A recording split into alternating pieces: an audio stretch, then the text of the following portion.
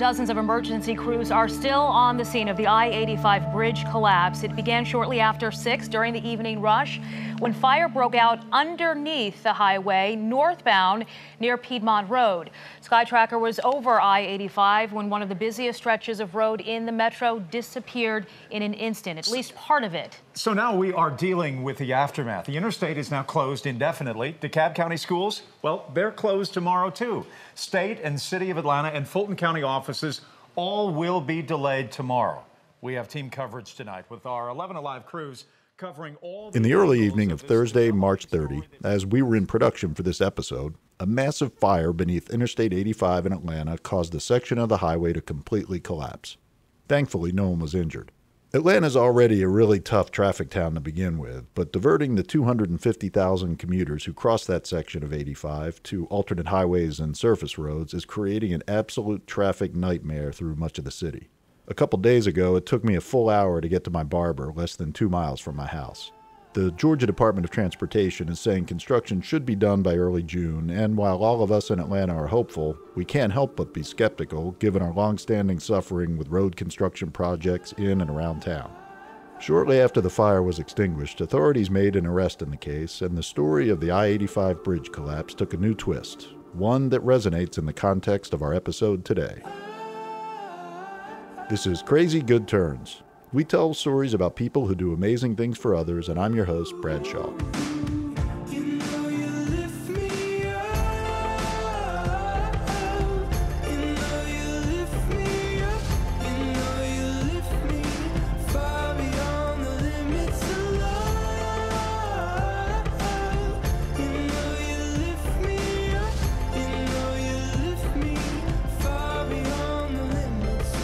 Terrence Lester grew up in College Park, Georgia, a suburb southeast of Atlanta with one of the highest violent crime rates in the country.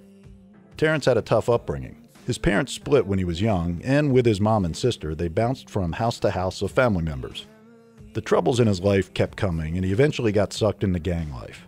Sitting in jail one night, he remembered a quote he once read and decided it was time to break the cycle of negativity in his life. It says that humans are the only creatures on the face of the planet that can use their minds against themselves. And I was kind of like, yo, I'm continuously making bad decision after bad decision, and I want to break the pattern of, possibly ending up like some of my examples. For me, it was more wanting to decide to do better and to devote myself to something that was greater than me.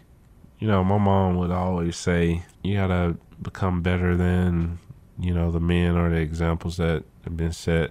You gotta excel. You gotta get plugged into a church. You gotta overcome. And like when I was in that moment, I got a chance to think deeply about where I wanted my life to end up because I didn't have any direction. Terrence did join a church and turn his life around with his mom as a role model. She would always say that I want you all to have better opportunities, and it was just a labor of love from my vantage point, and she never complained. She always she worked harder and harder and harder and harder. She was very resilient and still is very resilient to this day. I guess that model within itself kind of set a bar or a standard for my sister and myself. Terrence went to college and eventually earned bachelor's degrees in media production, counseling, and pastoral leadership, and master's degrees in counseling and theology. His mom went on to earn her doctorate. He says that overcoming the setbacks of his youth, with help from his mom and others, instilled a sense of empathy in him as an adult. But I think when you experience any type of trauma or any type of obstacle and you're able to overcome it, it should create more compassion in you. It should create more empathy in you. So I think that's what it did with me. When I look at people, I don't see people for where they are. I see people for what they can become. It was many people who looked at our situation or looked at me in particular and said, they looked over my flaws, they looked over my disadvantages and just saw potential in me. So I wouldn't be where I am if it had not been for people seeing the best in me. Terrence's ability to see the best in people only grew through his theological and counseling studies. One day in college, Terrence and his girlfriend Cecilia, now his wife, grew tired of complaining to each other about not having enough money for things like food and gas.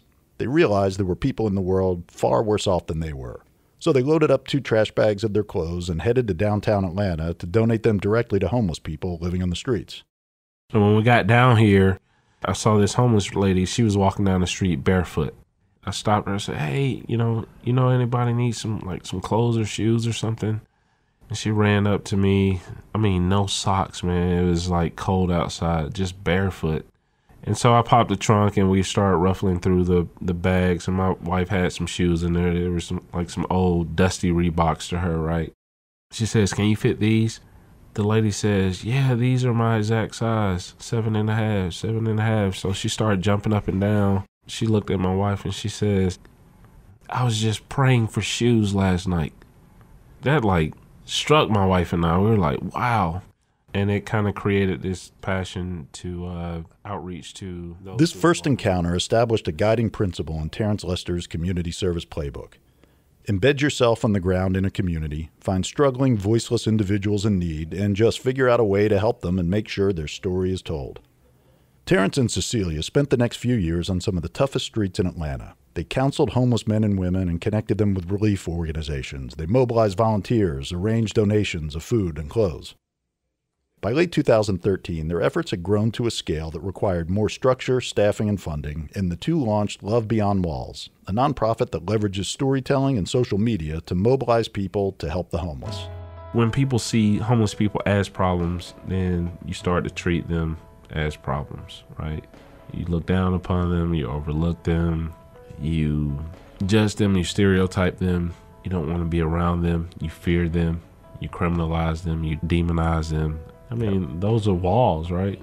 That's why we kind of named our organization Love Beyond Walls. Because walls divide, they restrict. You built these walls, now you're stuck here all alone. While Terrence says that he experienced acute homelessness as a child wandering with his family from house to house, he knew that experience was very different from the chronic homelessness of the men and women he wanted to help. He needed a different perspective to lead Love Beyond Walls. I mean, I can give you the backstory of what inspired it. So sure. I was having breakfast with this homeless gentleman named Kurt behind an abandoned building. Man, we had been building our friendship for some time. One day I just felt compelled to ask him a deeper question, bro, why don't you just go and stay in a shelter or enroll in a program or something like that? And he cut me off, man. I'll never forget. He cut me off and he says, "Man, it's a shelter down the street." He says it's about 500 guys in there, one room. You sleep in chairs. It's only one urinal. He says the smell is so thick, you can almost taste it. It's so horrible, man. He says, and I bet you if you were to go to sleep in this shelter before the night is up, you'll probably be on the backside of this abandoned building with me, because it's more comfortable in trash behind the building than it is in the shelter. I mean, that convicted me, man. I thought about it the whole ride home, and I started to think yeah, what if I did it? What if I lived homeless? What if I went through those experiences? Because he asked me the question, man. He was like, "What do you want me to do? What do I do?" And so I did. So when I first became homeless in the city, I lived in Tent City, right up under the bridge by the 75, 85 North, Turnpike by Grady. Mm-hmm. I didn't take anything, man. I mean, the only thing I had was my cell phone. So just the clothes on your back and a just cell phone. Just the clothes on my back. No toothbrush, no brush, no change money. Of clothes, no money. I mean, you name it, nothing. Terrence spent the next 3 days living among the homeless, documenting his journey with his cell phone and posting videos on his social media channels. He talks fondly about the generosity within the homeless community, of people sharing their tents, blankets, food, and clothes with him. But the sheer desperation of the chronically homeless left the biggest mark on Terrence. And then I remember going out and standing under the bridge and people bringing donations of clothes and stuff. And it was cold outside, and we didn't have any firewood, so we had to burn the clothes, burn the donations to start a fire, to stay warm. The next night, the temperature dropped to the teens, and after being turned away from a homeless shelter because they arrived 10 minutes late after it closed, Terrence and a couple homeless friends made their way to a 24-hour diner to seek shelter. A worker told them they could hang out there, but only if they stayed awake. If anyone fell asleep, they'd be kicked out. There was a homeless lady sitting like adjacent from us. We had to stay talking the whole night. We stayed up a whole 24 hours. But there was a moment where this lady just kept nodding off. And finally, the guy who was in there, it was a worker, he got really mad. He walked around and put her out. I never saw her again. It was like 12 degrees outside at that point. Heartbreaking. Yeah, it was heartbreaking, man, because she was tired. I asked Terrence how his experience on the streets changed him and his view of the homeless. He told me about a conversation he had with Charles Steele, president of the Southern Christian Leadership Conference, the civil rights organization co-founded by Martin Luther King Jr. in 1957. And we were talking about Martin Luther King's Poor People's Campaign and what that meant for the equality of marginalized and vulnerable within the framework of the United States. And he said something so profound. He says, poor people don't have any lobbyists. They don't have any people to plead their case. And what he was suggesting is that if, in fact, you are homeless, almost like forgotten about, you're voiceless, like your story doesn't really sound loudly where people can hear it. You're overlooked, you're marginalized, you're outcast, so on and so forth. Giving a voice to the homeless is a core element of Love Beyond Walls' work. Terrence and his team have launched creative campaigns to bring visibility to the homeless and champion their cause. Last fall, one of their campaigns drew nationwide media attention when Terrence walked from Atlanta to Washington, D.C. as part of the SCLC's March Against Poverty. It took him over 2 months to complete the 650-mile walk, an idea that he said, once again, came from someone he was trying to help. It was one Saturday I was at my office, and I was just doing some administrative work. And it was a tap on the window, and it was an elderly lady standing at the door. So I go to the door. I said, hey, can I help you? And she says, yeah, I heard there was an organization in the community that resources like families with food. Is this that organization? I was like, yeah, but we don't have anything going on today. And as a courtesy, I always step outside just to see people off and to see what kind of vehicle they're getting in, just to make sure they're safe and stuff. So I peeked my head around the corner of the building. I said, hey, where's your car? And she looked at me and she said, well, I walked here. I said, well, where did you walk from? I could give you a ride back. She told me the area. I put it in my GPS. It was 7 miles away. I broke down, man. I was in tears. What are we doing as a country, as a nation, when elderly people are living off less than $100 at the end of the month if they're wrestling with poverty, and they are literally walking just to survive? It made me think about all of the individuals who walk to our center for various resources, like the single moms that walk a mile and a half, sometimes 2 miles for diapers for their kids. It made me think about the homeless individuals who come to our office space. We have free water bins outside of our office because I remember when I was homeless being put out of a restaurant because I asked for water. I know we know the stats, right? I know people know the stats, but many people don't know the stories behind the stats. They don't know how the stats flesh out in someone's individual life. And it's like I need to walk a long distance to empathize with those who are suffering, not just in this community, but across our nation. Love Beyond Walls isn't all talk, though. Their campaigns and storytelling are backed up with real, ground-engaged programs to help the homeless. Each month, Love Beyond Walls serves more than 400 homeless men and women, with their small headquarters in College Park serving as the epicenter of goodwill toward and resources for the homeless. They organize volunteer events to collect and distribute food, clothing, and water. They offer free laundry service, hold counseling sessions, even provide temporary housing on the property through donated RVs. And there's the Mobile Makeover Program, which is a bus that rides around Atlanta providing free haircuts and clothes to the homeless. The 30-passenger Ford bus was donated to Love Beyond Walls by a church in Madison, Georgia. Terrence took the gift not knowing what the hell they'd do with an old bus, but he knew they'd figure something out. Once again, his inspiration came from the homeless.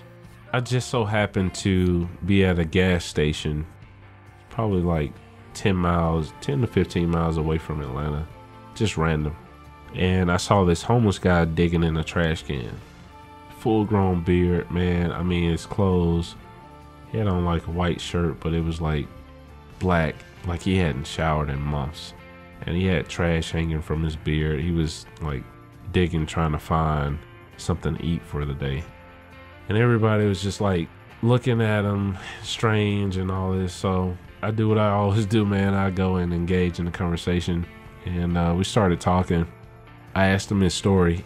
I found out he was 60 years old. He had lost his wife, downward spiraled, and in order to cope, he started using drugs. He just pretty much became hopeless, gave up everything, and became homeless. His name was Leonard. And in our conversation, I say, Leonard, can I ask you a question? I say, bro, like, if you had one wish, what would you wish for? He looked himself up and down. He says, man, I wish I could be made over. I was like, what do you mean? He's like, look at me. No haircut, beard, clothes are dirty, haven't showered. I feel filthy. That's what he said. It clicked. I immediately thought about that bus because he didn't want to get in the car with me and have to ride to a shelter and stand in the line and fill out paperwork and all that stuff. He'd rather maintain his dignity than having to go through that process. And my whole thought process was like, well, what if we make people over on the spot? So Love Beyond Walls raised money and volunteers to retrofit the bus and turned it into a fully functional mobile barbershop with a closet stocked with fresh clothes. We pull up in areas where we know the homeless population may dwell. Obviously, if we're using a parking lot, we get permission from like a business owner or whatever. Or if we're in front of a shelter, we clear it with them. But for the most part, we pull up and we put out these signs that says free haircuts and closet on them. The people that walk by, when they read the sign, they kind of start looking around like, is this a joke? Or how can I get my hair cut? And then when they walk up on the bus, they look around, they're like, are you serious?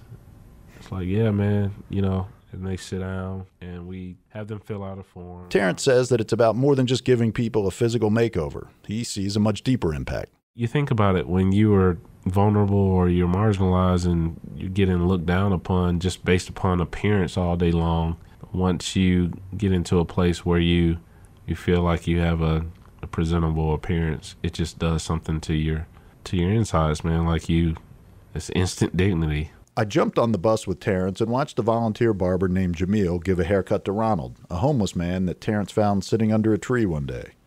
It was Ronald's first haircut as a free man after spending more than 30 years in prison, and I could see that instant dignity in Ronald's face. And after all he'd seen and been through in prison, he had a sense of humor back. I asked him what he was going to do with his new haircut, and he said show it off, and bragged about now having his very own private barber. I got to know Jamil, the barber, and his story was pretty amazing too. Last year, while tooling around with Terrence on the bus, looking for people to help, they found Jamil's father, a homeless crack addict he hadn't seen in 10 years. They brought him on the bus and cut his hair. Jamil's dad is now reconnected with his family, he's in rehab for his addiction, and he landed a job the day before I met Jamil. All from a haircut.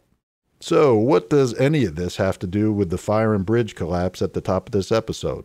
Well, the suspect arrested for allegedly starting the fire is a homeless man named Basil Ellaby.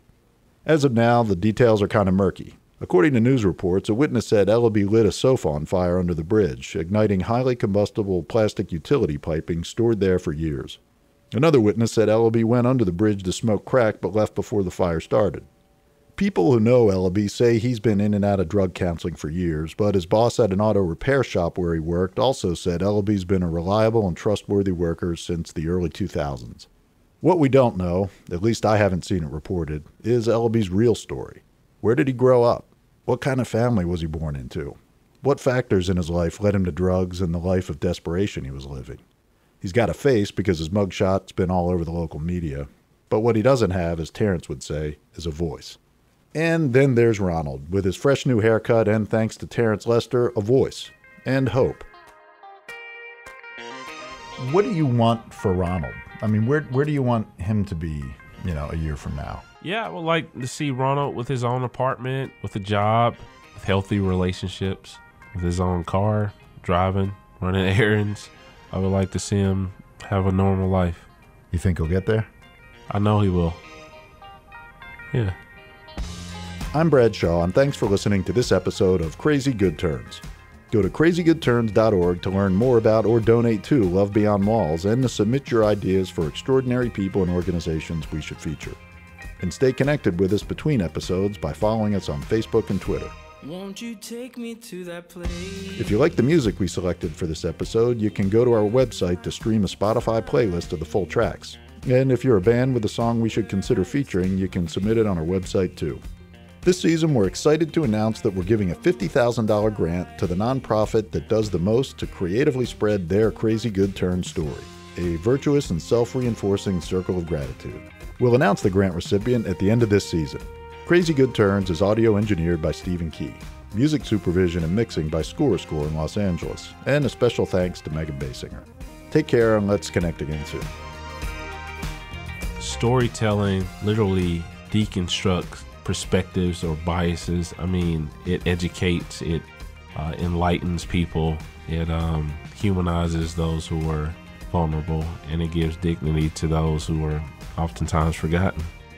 We have to tell stories. Won't you play my favorite song? My favorite song. Play my favorite song. Won't you play